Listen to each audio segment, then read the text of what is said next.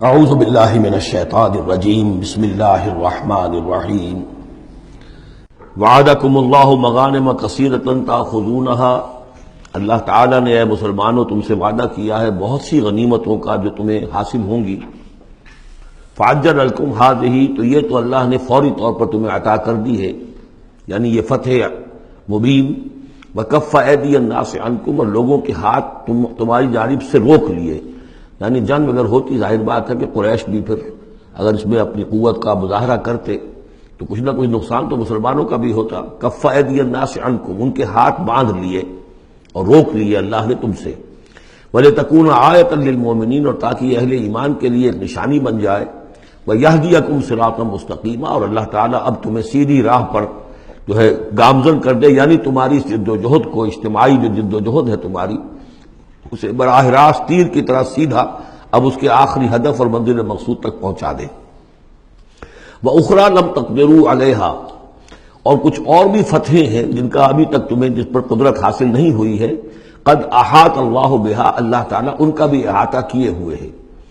یعنی یہ کہ اس کے فوراً بعد تمہیں ایک فتح ملے گی جو کہ خیبر کی ہوگی، کیونکہ یہ اس جو رکوع ہم نے دوسرا پڑھائے ہیں، تیسرا اس سے پہلے نازل ہوا ہے، اور یہ کہ پھر فتح مکہ ہونے والی ہے۔ اللہ تعالیٰ نے یہ تمام فتوحات میں، اللہ کے تو علم میں ہے،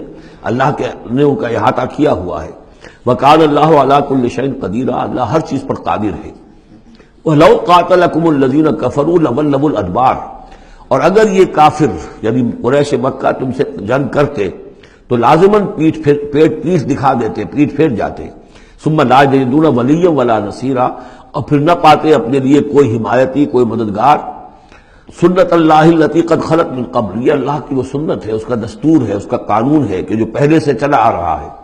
یعنی یہ کہ اللہ تعالیٰ اپنے رسولوں کی مدد کرتا ہے۔ تو اب رسول کے ساتھ اگر وہ جنگ پر آمادہ ہو گئے ہوتے تو یقیناً ان کو پیٹھ دکھانی پڑتی اور شکست ان کا مقدر بنتی۔ سنت اللہ التی قد خلت من قبل ولن تجد لسنت اللہ تبدیلا، اور نہیں پاؤ گے تم اللہ کی سنت اور اللہ کے دستور میں کوئی تبدیلی۔ وَهُوَ الَّذِي كَفَّ أَيْدِيَهُمْ عَنْكُمْ وَأَيْدِيَكُمْ عَنْهُمْ بِبَطْنِ مَكَّةَ، وہی ہے جس نے روک لیے ان کے ہاتھ تمہاری طرف بڑھنے سے اور تمہارے ہاتھ ان کی طرف بڑھنے سے۔ بِبَطْنِ مکہ، بیچ شہر مکے کے، یعنی مکے کی وادی میں اور مکے کے شہر میں اگر یہ جنگ ہوتی اور یہ خون ریزی ہوتی، من بعد ان اسفرکم علیہم، اور یہ اللہ نے روک دیا اس کے بعد کہ اللہ نے تمہیں ان پر فتح دے دی تھی، یعنی کہ واقعتاً دل میں قریش شکست کھا چکے تھے، وہ سمجھ رہے تھے کہ ہمارے لیے مقابلہ ممکن نہیں ہے، ورنہ وہ صلح کبھی نہ کرتے۔ ان کے لیے تو یہ چیز گویا کہ بڑی موت سے بھی بڑھ کر جو تھی، بھاری تھی، کہ مسلمان جو ہے ان کے ساتھ ہم صلح کریں، انہیں تسلیم کر لیں، اور پھر یہ بھی طے کریں کہ اگلے سال آپ آئیے اور ہم 3 دن کے لیے یہ پورا مکہ خالی کر دیں گے، آپ یہاں جس طرح چاہے عمرہ کریں۔ یہ شرط بھی اس میں شامل تھی اگلے سال، لیکن اس سال آپ کو جانا پڑے گا، ہماری ناک جو اتنی نہ کٹے کہ اسی سال آپ عمرہ کر لیں، لیکن یہ ہے کہ بہرحال آئندہ آپ آئیں گے۔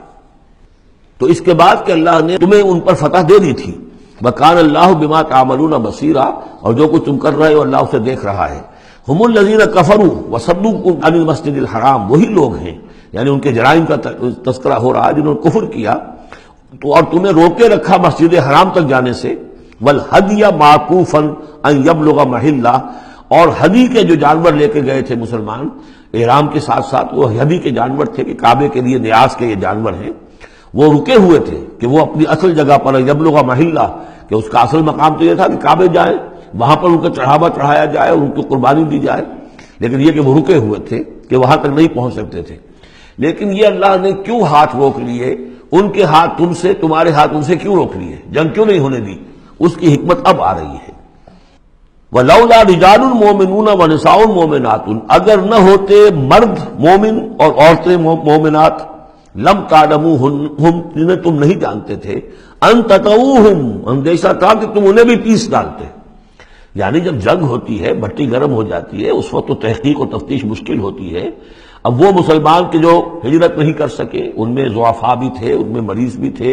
ان میں عورتیں بھی تھیں جن کے لیے ممکن ہی نہیں تھا، جیسا کہ ہم سورہ نساء میں پڑھ چکے ہیں کہ جن کے لیے بالکل ممکن ہی نہیں تھا، اللہ تعالیٰ نے ان کو معاف کر دیا تھا، ہجرت نہیں کر رہے تب بھی اللہ ان سے مواخذہ نہیں کرے گا۔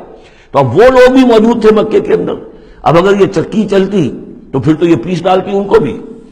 وَلَوْلَا رِجَالٌ مُؤْمِنُونَ وَنِسَاءٌ مُؤْمِنَاتٌ لَمْ تَعْلَمُوهُمْ أَن تَطْعُوهُم، تم جانتے ہی نہیں تھے، ہو سکتا ہے کہ تم انہیں بھی کچل دیتے، فَتُصِيبَكُم مِّنْهُمْ مَعَرَّةٌ، اور ان کے معاملے میں پھر تم پر ایک الزام آ جاتا بغیر علم،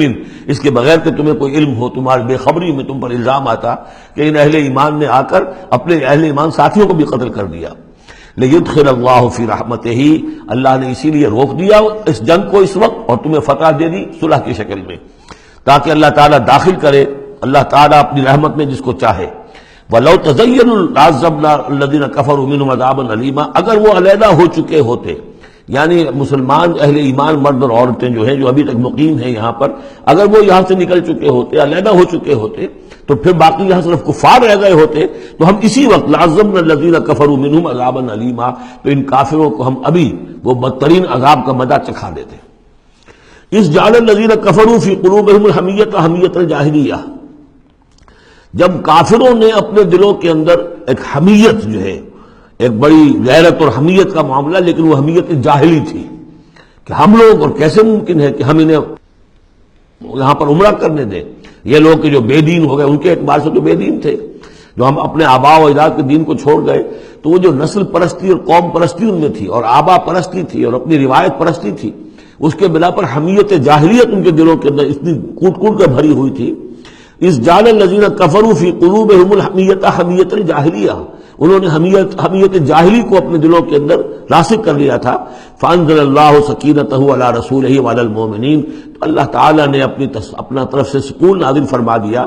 اپنے رسول پر صلی اللہ علیہ وسلم اور اہل ایمان پر۔ وَأَلْزَمَهُمْ كَلِمَةَ التَّقْوَىٰ، اور اللہ تعالیٰ نے ان پر لازم کر دیا تقویٰ کی بات کو، یعنی اللہ تعالیٰ نے تقویٰ کو ان پر لازم کر دیا۔ وَكَانُوا أَحَقَّ بِهَا، یقیناً وہ تقویٰ کے زیادہ حقدار بھی ہیں، وَأَهْلَهَا، اور واقعتاً تقویٰ کے اہل ہیں، ان کے اندر تقویٰ موجود ہے۔ وَكَانَ اللَّهُ بِكُلِّ شَيْءٍ عَلِيمًا، اور یقیناً اللہ تعالیٰ ہر چیز کا علم رکھتا ہے۔